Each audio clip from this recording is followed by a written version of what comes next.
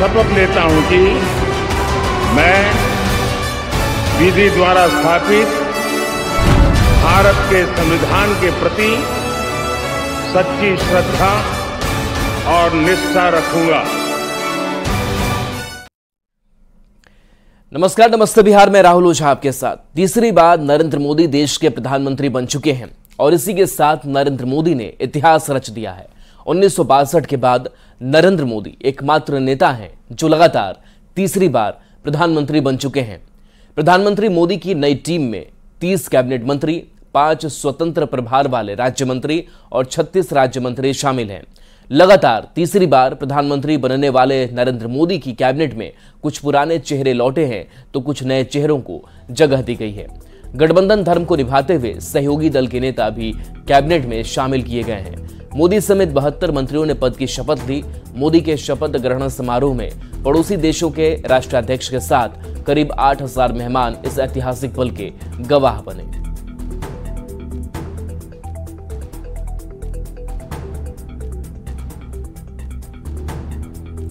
तो देखिए, तीसरी बार एक बार फिर से मोदी सरकार और तस्वीर दिखा रहे हैं राष्ट्रपति भवन की, जहां पर तीसरी शपथ प्रधानमंत्री के तौर पर नरेंद्र मोदी ने ली और एक इतिहास भी रचा, नेहरू की बराबरी की कि लगातार तीसरी बार वो इस पद पर आसीन हुए हैं। मोदी ईश्वर की शपथ लेता हूं कि मैं विधि द्वारा स्थापित भारत के संविधान के प्रति सच्ची श्रद्धा और निष्ठा रखूंगा। मैं भारत की प्रभुता और अखंडता अक्षुण्ण रखूंगा। मैं संघ के प्रधानमंत्री के रूप में अपने कर्तव्यों का श्रद्धापूर्वक और शुद्ध अंतःकरण से निर्वहन करूंगा तथा मैं भय या पक्षपात, अनुराग या द्वेष के बिना सभी प्रकार के लोगों के प्रति संविधान और विधि के अनुसार न्याय करूंगा। मैं नरेंद्र दामोदर दास मोदी ईश्वर की शपथ लेता हूं कि जो विषय संघ के प्रधानमंत्री के रूप में मेरे विचार के लिए लाया जाएगा अथवा मुझे ज्ञात होगा, उसे किसी व्यक्ति या व्यक्तियों को तब के सिवाय जबकि प्रधानमंत्री के रूप में अपने कर्तव्यों के सम्यक निर्वहन के लिए ऐसा करना अपेक्षित हो, मैं प्रत्यक्ष अथवा मैं नरेंद्र दामोदर दास मोदी ईश्वर की शपथ लेता हूं कि मैं विधि द्वारा स्थापित भारत के संविधान के प्रति सच्ची श्रद्धा और निष्ठा रखूंगा। मैं कैबिनेट में अपनी हिस्सेदारी रखी है। शपथ ग्रहण की तस्वीर आपको दिखा रहे हैं, जहां पर प्रधानमंत्री के तौर पर नरेंद्र मोदी ने शपथ ली। साथ ही अमित शाह ने मंत्री के तौर पर शपथ ली। राजनाथ सिंह, नितिन गडकरी और जेपी नड्डा ये वैसे चेहरे हैं जो रिपीट इस बार हुए हैं। इसके साथ साथ शिवराज सिंह चौहान नए चेहरे, निर्मला सीतारमण जो इससे पहले वित्त मंत्री थे उनको भी एक बार फिर से मोदी कैबिनेट का हिस्सा बनाया गया है। उसके बाद से ये तस्वीर भी आपको दिखा रहे हैं जब ये एक बार, दो बार और तीसरी बार कब कब प्रधानमंत्री के तौर पर नरेंद्र मोदी ने शपथ ली है, तो ये तस्वीर हम आपको दिखा रहे हैं। और ये 9 जून 2024 की लेटेस्ट तस्वीर, 30 मई 2019 और 26 मई 2014 की तस्वीर। मोदी कैबिनेट में बिहार से 8 मंत्री बनाए गए हैं, जिसमें जेडीयू के 2, बीजेपी के 4, एलजेपी-आर के 1 और हम के 1 नेता मंत्री पद की शपथ ली। बीजेपी से गिरिराज सिंह, नित्यानंद राय, राजभूषण निषाद, सतीश चंद्र दुबे, जेडीयू से ललन सिंह और रामनाथ ठाकुर ने शपथ ली। हम से जीतन राम मांझी और एलजेपी-आर से चिराग पासवान ने शपथ ली है। तो पीएम मोदी के शपथ ग्रहण समारोह में कई खास मेहमान शामिल हुए और इससे ऐतिहासिक पल के गवाह बने। तो ये तस्वीर आपको दिखा रहे हैं, जहां नीतीश कुमार, रामनाथ कोविंद, मुकेश अंबानी और ये मेहमान। तीसरी बार नरेंद्र मोदी देश के प्रधानमंत्री बन चुके हैं और इसी के साथ नरेंद्र मोदी ने इतिहास रच दिया है। 1962 के बाद नरेंद्र मोदी एकमात्र नेता हैं जो लगातार तीसरी बार प्रधानमंत्री बन चुके हैं। तीसरी बार मोदी सरकार 100 दिन का प्लान भी तैयार है। मैं नरेंद्र दामोदर दास मोदी ईश्वर की शपथ लेता हूं कि विकसित भारत का संकल्प लिए नरेंद्र मोदी ने तीसरी बार प्रधानमंत्री पद की शपथ ली। 1962 के बाद ये पहला मौका है जब कोई नेता लगातार तीसरी बार देश का प्रधानमंत्री बना। प्रधानमंत्री के रूप में अपने कर्तव्यों के सम्यक निर्वहन के लिए ऐसा करना अपेक्षित हो, मैं प्रत्यक्ष अथवा अप्रत्यक्ष रूप से संसूचित या प्रकट नहीं करूंगा। टीम मोदी में इस बार कुछ नए तो कुछ पुराने चेहरे शामिल हैं, जो साझा सरकार के संदेश को चरितार्थ करता है। मोदी के सबका साथ सबका विश्वास के मंत्र को भी पूर्ण करता है। मोदी कैबिनेट में एक बार फिर राजनाथ सिंह, अमित शाह, नितिन गडकरी, जेपी नड्डा, पीयूष गोयल, निर्मला सीतारमण, एस जयशंकर, मनसुख मंडाविया, धर्मेंद्र प्रधान और ज्योतिरादित्य सिंधिया जैसे दिग्गजों को मौका मिला है। तो वहीं हरियाणा के पूर्व सीएम मनोहर लाल खट्टर, जेडीएस नेता एचडी कुमारस्वामी, मध्य प्रदेश के पूर्व मुख्यमंत्री शिवराज सिंह चौहान, बिहार के पूर्व मुख्यमंत्री जीतन राम मांझी, जेडीयू के पूर्व अध्यक्ष ललन सिंह और एलजेपी-आरवी के अध्यक्ष चिराग पासवान ने भी मंत्री पद की शपथ ली है। शपथ ग्रहण के साथ ही सरकार ने अपने 100 दिन का एजेंडा भी तैयार कर लिया है। प्रधानमंत्री मोदी की तीसरी सरकार के लिए ये 100 दिन बहुत ही अहम है, क्योंकि इन्हीं 100 दिनों से पता चलेगा कि आखिर आने वाले 5 साल तक मोदी सरकार की दशा और दिशा क्या होने वाली है। पीएम मोदी ने मंत्रियों को साफ कर दिया है कि इस रोड मैप को लागू करना और पेंडिंग योजनाओं को भी पूरा करना है। उन्होंने कह दिया है कि जिसके पास जो विभाग होगा उसके कामों को जल्द से जल्द पूरा करना है और अपने टारगेट की चिंता करनी है। यानी पीएम मोदी तीसरी बार शपथ लेने के बाद 100 दिन के एजेंडे पर आगे बढ़ चुके हैं। Bureau report, news 18।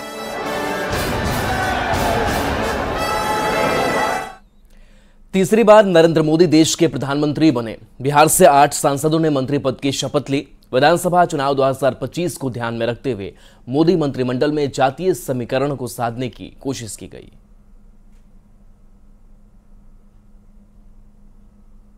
मैं नरेंद्र दामोदर दास मोदी ईश्वर की शपथ लेता हूं कि मैं विधि द्वारा स्थापित भारत के संविधान के प्रति सच्ची श्रद्धा और निष्ठा रखूंगा। तीसरी बार मोदी सरकार। नरेंद्र मोदी ने तीसरी बार प्रधानमंत्री पद की शपथ ली।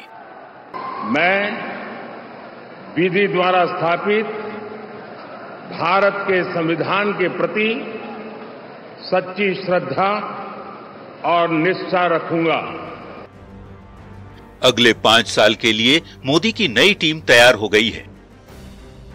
मोदी की नई टीम में बिहार से 8 चेहरे शामिल हैं, जबकि झारखंड से 2 सांसदों ने मंत्री पद की शपथ ली है। बिहार से ललन सिंह, रामनाथ ठाकुर, जीतन राम मांझी, चिराग पासवान, गिरिराज सिंह, नित्यानंद राय, सतीश चंद्र दुबे और राजभूषण निषाद को मंत्रिमंडल में जगह मिली है। मंत्रिमंडल के गठन में गठबंधन धर्म के साथ जातीय समीकरण का खास ख्याल रखा गया। यही वजह है कि बीजेपी से 4, जेडीयू से 2, एचएएम से 1 और एलजेपी-आरवी से 1 सांसद को मंत्री बनाया गया है। जातीय समीकरण की बात करें तो अति पिछड़ा वर्ग के चेहरा के तौर पर जेडीयू के रामनाथ ठाकुर और बीजेपी से राजभूषण निषाद को मंत्री बनाया गया है। वहीं अन्य पिछड़ा समाज के प्रतिनिधि के तौर पर यादव जाति से आने वाले नित्यानंद राय को मंत्री बनाया गया है। मोदी की नई टीम में दलित और महादलित समाज से भी 2 सांसदों को मंत्री बनने का मौका मिला है। एलजेपी-आरवी के चिराग पासवान और हिंदुस्तानी अवाम मोर्चा के जीतन राम मांझी मंत्रिमंडल में दलित समाज का प्रतिनिधित्व कर रहे हैं।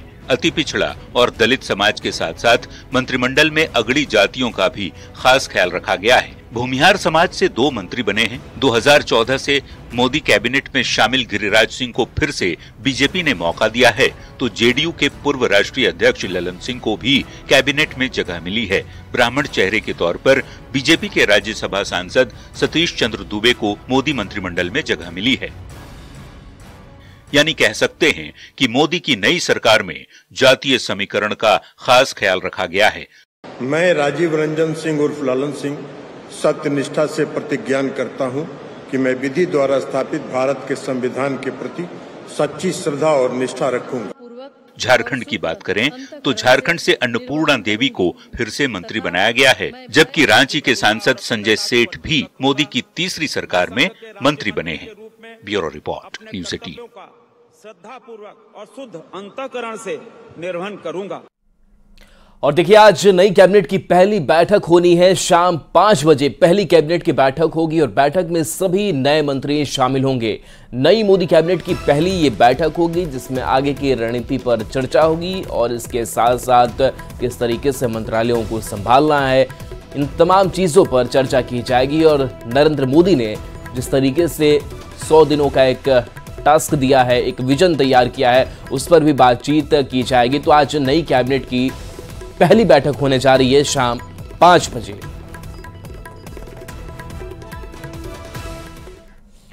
चिराग पासवान के मंत्री बनने पर उनके समर्थकों ने ढोल नगाड़े और आतिशबाजी के साथ उनका स्वागत किया। चिराग पासवान ने भरोसा जताने के लिए पीएम मोदी का आभार जताया है।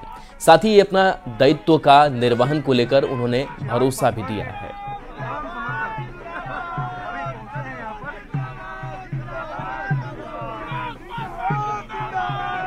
बात करते हैं चिराग पासवान से, जो कैबिनेट मंत्री बनने के बाद आए हैं। चिराग, क्या आपका एजेंडा रहेगा आने वाले दिनों में? कैबिनेट मंत्री बने हैं, मंत्री बने और सीधे कैबिनेट मंत्री बने हैं। बिल्कुल, और ये बहुत बड़ी जिम्मेदारी है। ये कोई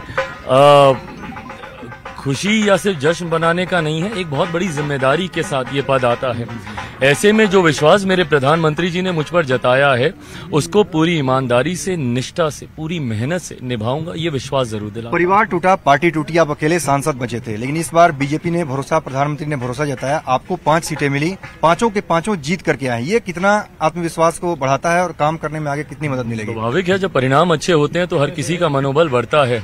इसी में ही नहीं, स्कूल में भी परीक्षा आप दें और परिणाम अच्छे आए, या कोई मैच हो 100% स्ट्राइक रेट आपका हो जाए, उससे बेहतर क्या होगा। तो ऐसे में खुशी है इस बात की कि हम लोग की मेहनत रंग लाई, बट हाँ, यहाँ से जिम्मेदारी और जवाबदेही बढ़ती है। चलिए, बहुत बहुत धन्यवाद। तो चिराग पासवान हैं, कैबिनेट मंत्री का शपथ लेने के बाद पहुंचे हैं। कैमरामैन हरीश के साथ अमितेश सिंह, न्यूज़ 18 दिल्ली। जैसे ही लोक जनशक्ति पार्टी रामविलास के अध्यक्ष चिराग पासवान ने मोदी सरकार में मंत्री के रूप में शपथ ली, वैसे ही हाजीपुर में एलजेपी-आरवी कार्यकर्ताओं ने होली और दिवाली मनाई और लोगों को मिठाई खिलाकर बधाई दी।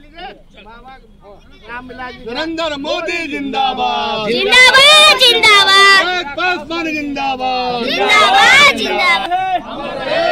तो ये तस्वीर सामने आई है जब एलजेपी-आरवी के जो कार्यकर्ता हैं वो खुशी मनाते हुए नजर आ रहे हैं, एक दूसरे के साथ खुशियां बांटी है, मिठाइयां बांटी है और ये तस्वीर है जश्न की। ये तस्वीर है उस उत्साह की जो उत्साह बढ़ाया है चिराग पासवान ने।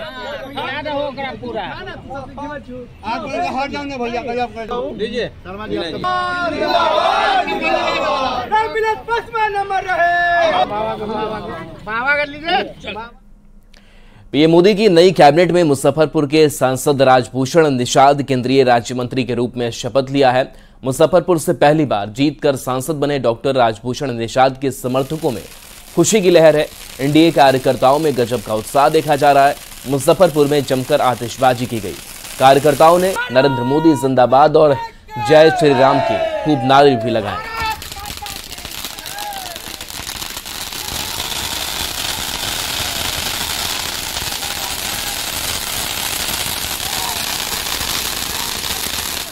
गई है। नरेंद्र मोदी तीसरी बार प्रधानमंत्री बने हैं। उसके साथ मुजफ्फरपुर के सांसद राजभूषण निषाद भी मंत्रालय में शामिल हुए हैं, मोदी कैबिनेट में शामिल हुए हैं। तो ऐसे में मुजफ्फरपुर में जश्न का माहौल है, पटाखे फोड़े जा रहे हैं। लेकिन तमाम लोग जो है काफी उत्साहित है, नरेंद्र मोदी जिंदाबाद के नारे लगा रहे हैं।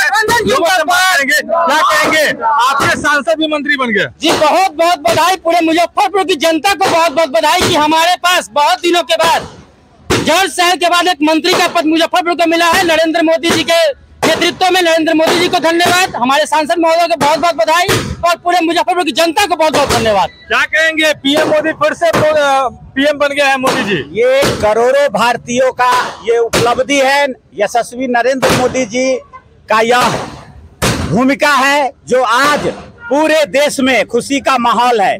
नरेंद्र मोदी जी ने कहा था सबका साथ, सबका विकास, सबका विश्वास और सबका प्रयास से यह देश पुनः तीसरी बार यशस्वी प्रधानमंत्री नरेंद्र मोदी जी को प्रधानमंत्री बनाने का काम किया है। और यह भारतीय जनता पार्टी के सक्रिय देवतुल्य कार्यकर्ता का योगदान है और मतदाता का योगदान है और यशस्वी प्रधानमंत्री। क्या कहेंगे? इसी क्षेत्र से राजभूषण निषाद सांसद हैं, यहीं उनका घर भी पड़ता है और वो अब मंत्री बने। कितने खुश हैं आप लोग?